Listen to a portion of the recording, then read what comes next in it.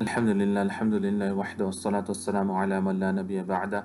Inshallah, in our series Creed of the Rightly Guided, we will be doing our next aqidah, and that is Allah subhanahu wa ta'ala creates without any need.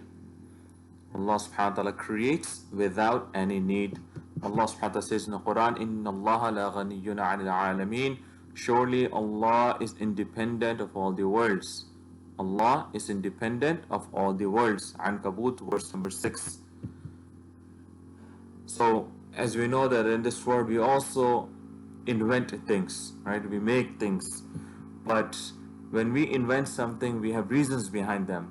And it could be many reasons, but few reasons that we can think of is number one, we do it because we want to make things easier for us. For example, traveling. We want to make our traveling more and more comfortable and easy.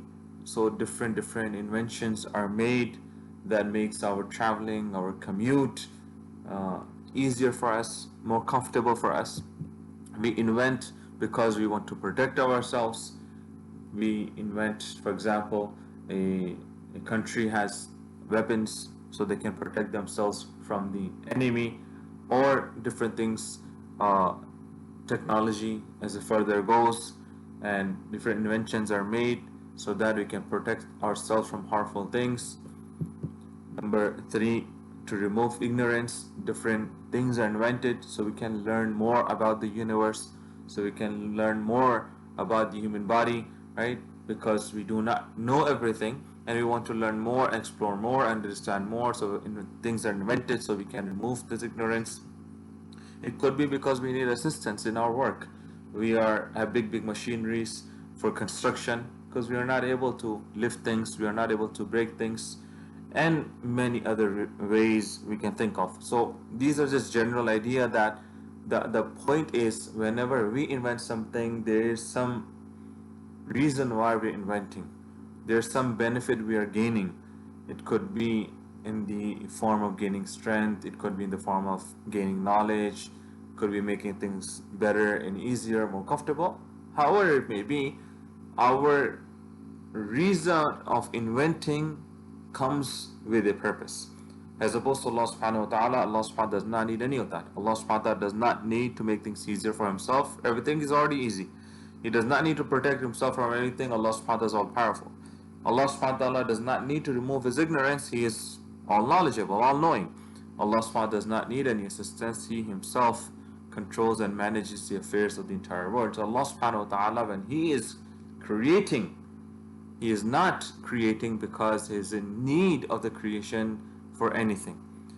Allah subhanahu wa ta'ala does appoint certain matters, everything, on his own and without the assistance of others.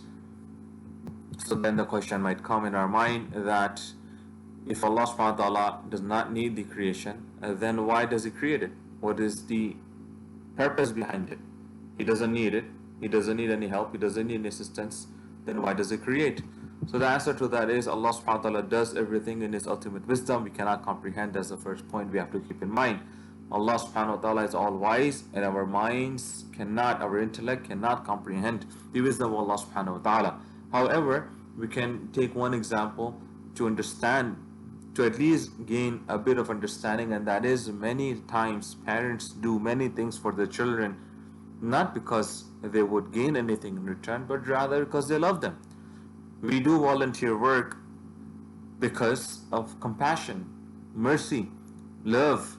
So if we creation many a times do things even though in return we will not receive anything, then Allah subhanahu wa ta'ala, who is all loving, all merciful, all kind, all compassionate, it is more rightful of Allah subhanahu wa ta'ala to do things selflessly, right? So first of all, again, we cannot comprehend the wisdom of Allah subhanahu wa ta'ala, but to understand that even we as humans do many things without any personal gain or without wanting anything in return, then we can imagine Allah subhanahu wa ta'ala, it is more rightful to imagine that Allah subhanahu wa ta'ala will do many things without gaining anything or without wanting any return.